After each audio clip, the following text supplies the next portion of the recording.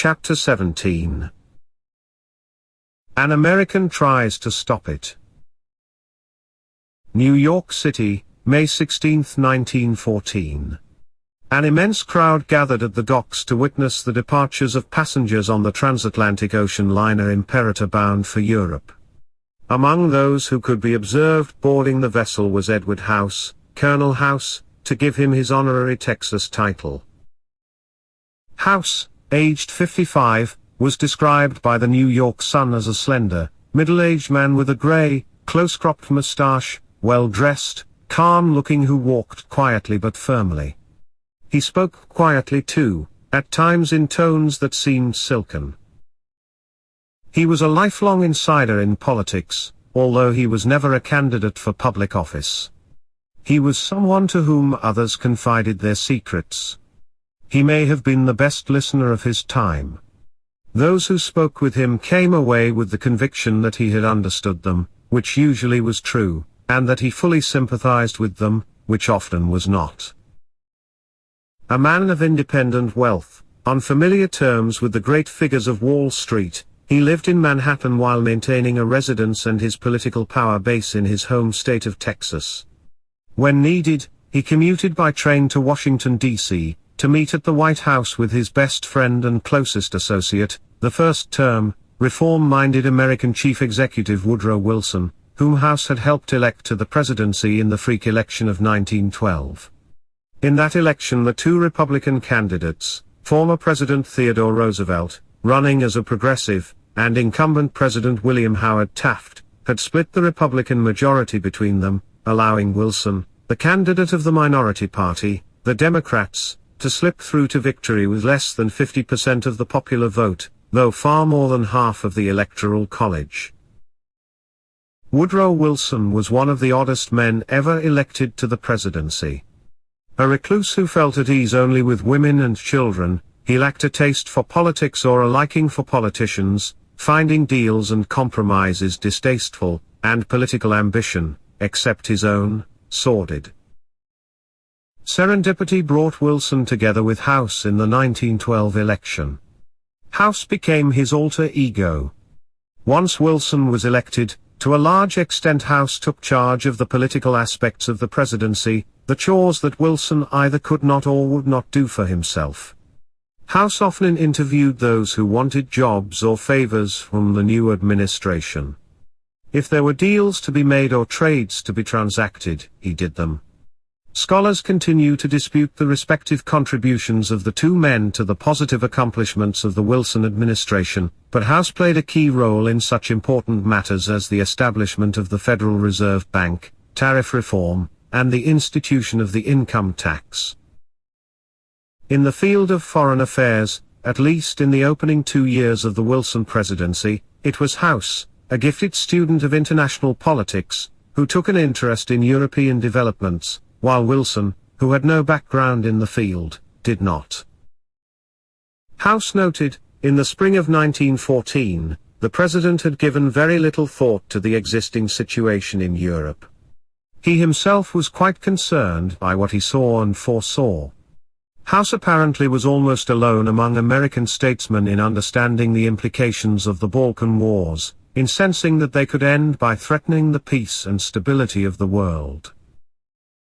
To head off the dangers that he perceived ahead, House proposed to go to Europe to negotiate the creation of a new international structure that would bring a lasting peace among all the great powers. Wilson gave his full and admiring support to the endeavor. House's own private name for the mission on which he was to embark was the Great Adventure. House's effectiveness, and his value to the president, were due in large part to his discretion. Secrets were confided to him, because it was believed that he could be trusted not to reveal them. Of course, this aroused widespread popular curiosity. Picturing House as a man of mystery, a newspaper editor told one of his reporters, "House sees nobody. He can't be reached. Nobody knows his address, and his telephone number is private." But that was an exaggeration. House made himself available, as good politicians do. Thus aboard the Imperator, and although preoccupied by thoughts of his secret mission, he found time to deal with a cable from a woman asking that her husband, a U.S. consular official, be promoted from a posting in Rio to one in London. "Even at sea there is no rest from the office seekers," was House's comment. The mission with which House had entrusted himself was to persuade Germany and Britain to join with the United States in an alliance to keep the peace. It was a long-held idea of his that the chief powers of Europe had accumulated so much power in their hands that, together with America, they could prevent major wars. It was an idea that was, so to speak, in the air. Theodore Roosevelt at one time had envisaged the creation of a cartel of perhaps 5 great powers to keep the world at peace. Ideas for a League of Nations also surfaced from time to time in Great Britain's Liberal administration. Andrew Carnegie, the steel magnate who had become one of the world's wealthiest men, had pursued a project not unlike House's a few years earlier. Aiming at an alliance of Teutonic nations, Carnegie asked rhetorically, why should these Teutonic nations ever quarrel? He imagined that he had lined up the support of the British government, notably of Prime Minister Herbert Asquith and Foreign Secretary Sir Edward Grey, for his plan. For it to come into existence, Carnegie believed all that was required was that Kaiser Wilhelm II should take the lead. It lies today in the power of one man to found this League of Peace, Carnegie explained in 1907.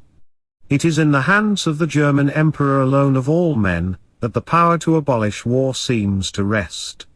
For reasons not entirely clear, Carnegie thought his plans were ruined by the death of England's King Edward VII in 1910.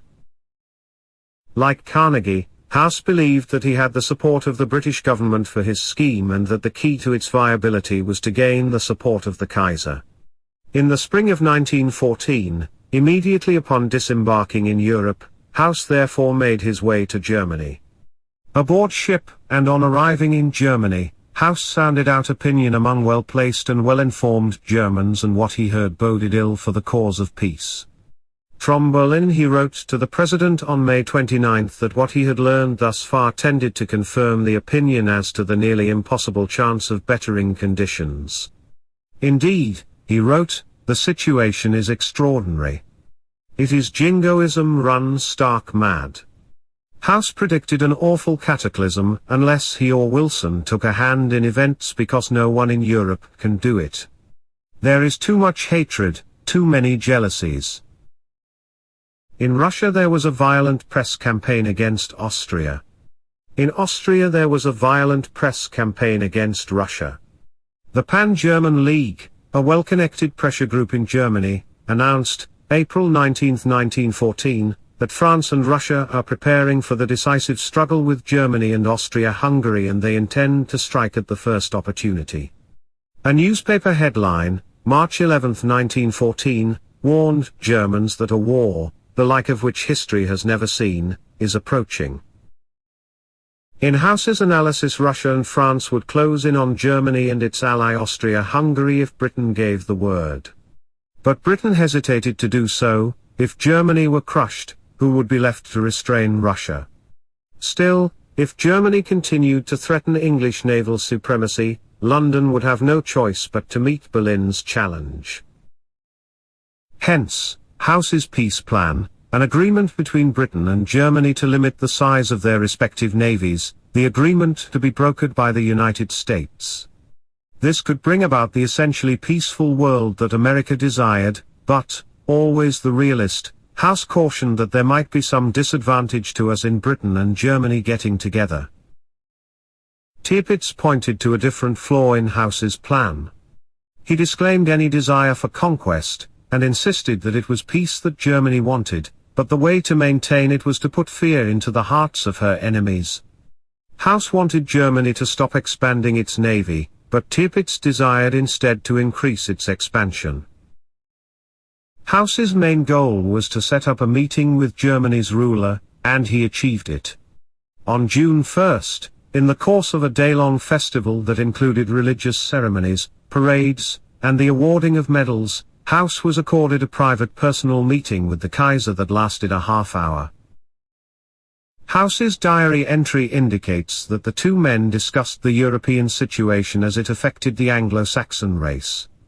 In the Kaiser's expressed view, England, Germany, and the United States represented Christian civilization. Latins and Slavs were semi-barbarous, he believed, and also unreliable, so England was wrong to ally with France and Russia. On the other hand, the Teutonic core, Germany, Britain, America, should ally with all the other Europeans in defense of Western civilization as against the Oriental races.